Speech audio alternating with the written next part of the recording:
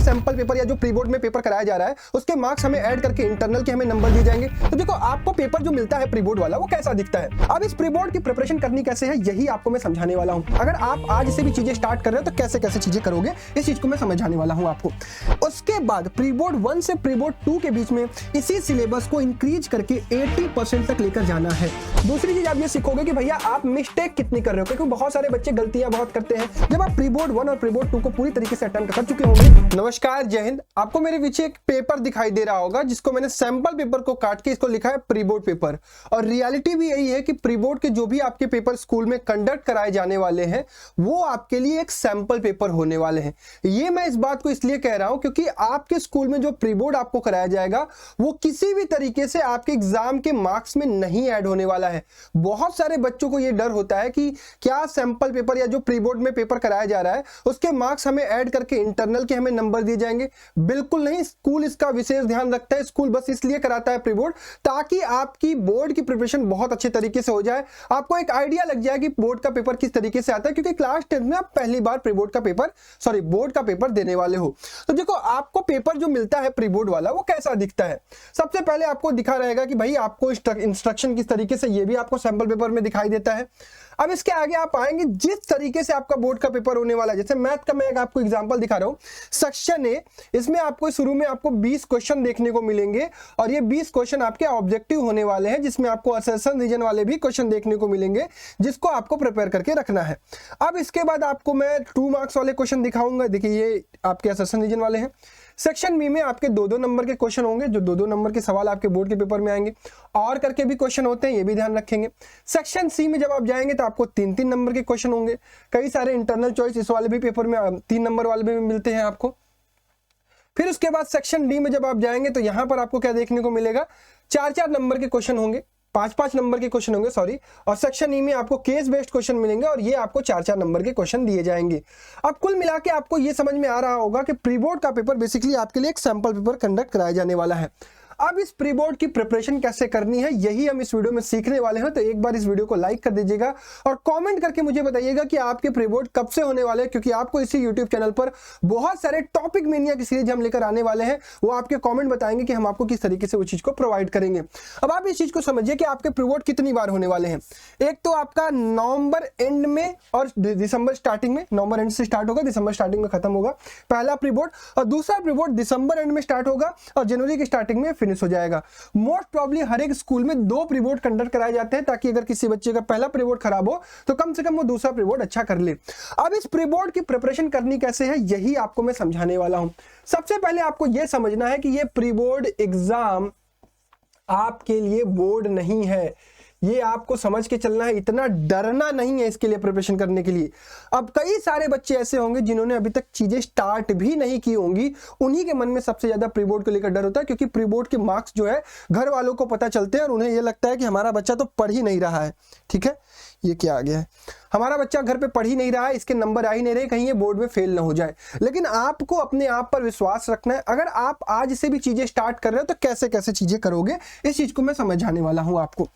देखो आप नवंबर से स्टार्ट कर रहे हो ना, आप तक ये वीडियो नवंबर में पहुंच रही है, तो इसका मतलब आप नवंबर लगभग आधा खत्म कर चुके हो। 15 नवंबर के आसपास अगर आप तक ये वीडियो पहुंच रही है तो 15 दिन आपके पास इसमें है, पूरे 30 दिन आपके पास दिसंबर में है और पूरे 30 दिन आपके पास जनवरी में है। जबकि आपको पहला प्री बोर्ड यहां पर मिल जाएगा और दूसरा प्री बोर्ड आपको यहां पर मिल जाएगा। सवाल यह आता है कि भैया क्या 100% सिलेबस हमें करके ही प्री बोर्ड में बैठना चाहिए? इसका सीधा सीधा जवाब है नहीं। अब सपोज करते हैं कि एक बच्चा नवंबर के स्टार्टिंग में स्टार्ट करता है चीजों को और दिसंबर में उसका पहला प्री बोर्ड देने वाला है और उसका सिलेबस 40% से 50% तक ही हो पाता है। एकदम ध्यान समझ लीजिएगा, 40% से 50% तक ही हो पाता है। तो उसे क्या करना है कि 40% से 50% तक का ही पेपर अटेम्प्ट करना है अपने प्री बोर्ड के एग्जाम में। उसके बाद प्री बोर्ड 1 से प्री बोर्ड 2 के बीच में इसी सिलेबस को इंक्रीज करके 80% तक लेकर जाना है। और प्री बोर्ड 2 से पहले अपने आप को, इस प्री बोर्ड 2 में बैठने से पहले अपने आप को भी एक बार इवेल्युएट करना है। अब इवेल्युएट करने के लिए या तो आपके पास खुद के सैंपल पेपर होने चाहिए या प्रीवियस ईयर पेपर होने चाहिए। जो मैंने आपको स्टार्टिंग में पेपर दिखाया ना, वो भी एक सैंपल पेपर था। वो सैंपल पेपर मैंने कहां से लिया है?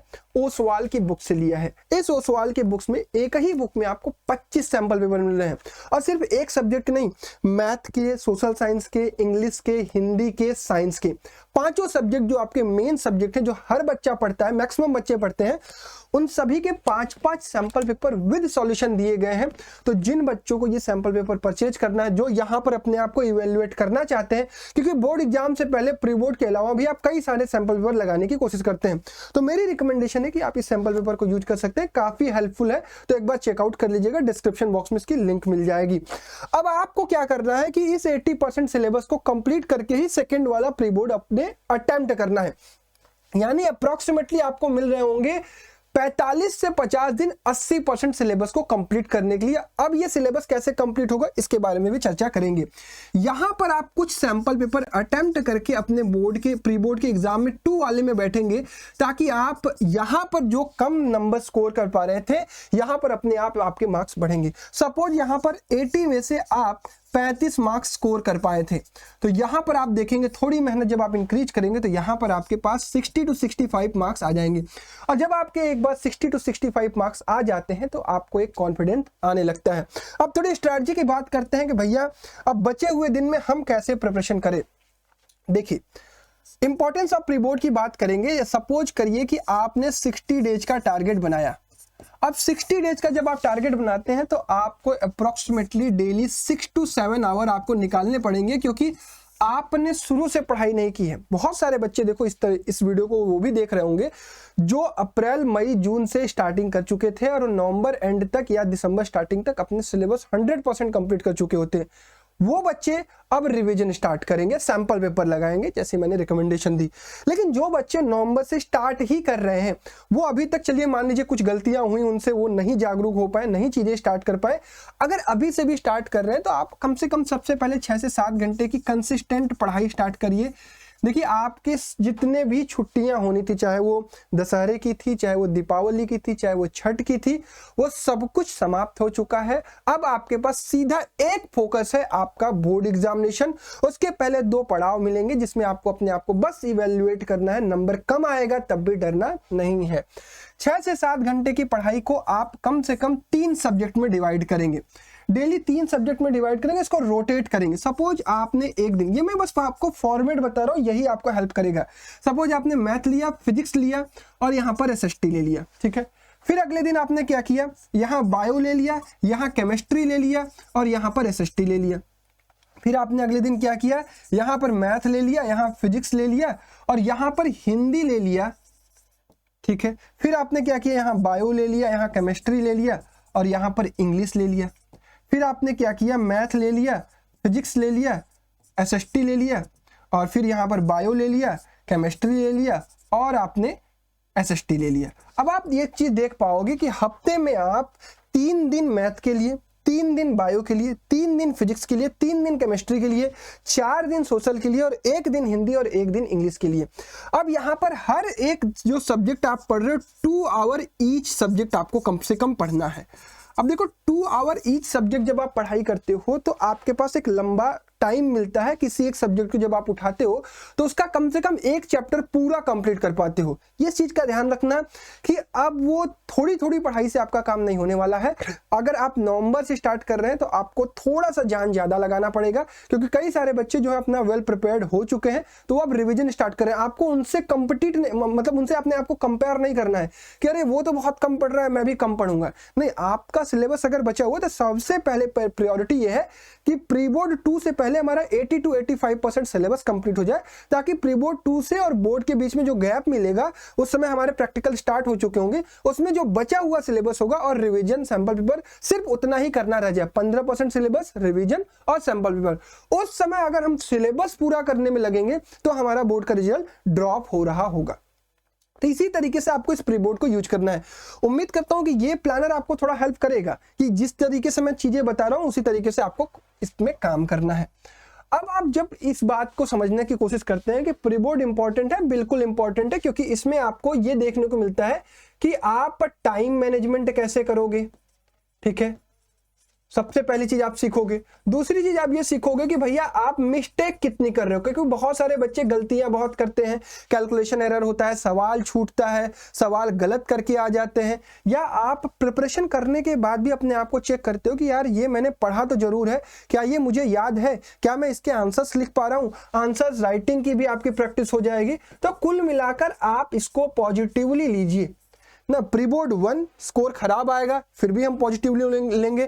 प्री बोर्ड 2 इसमें हमें अपने आप को इंप्रूव करना, इस चीज का ध्यान रखेंगे, इससे हमें कॉन्फिडेंस गेन होगा। जब आप प्री बोर्ड 1 और प्री बोर्ड 2 को पूरी तरीके से अटेम्प्ट कर चुके होंगे, उसके बाद जो बचा हुआ समय होगा उसको हमें यूज करना रिवीजन के लिए, अपने सैंपल पेपर लगाने के लिए, जैसे मैंने रिकमेंडेशन दी डिस्क्रिप्शन बॉक्स में, आप एक बार चेक कर लीजिएगा, वहां से आपको मिल जाएगी।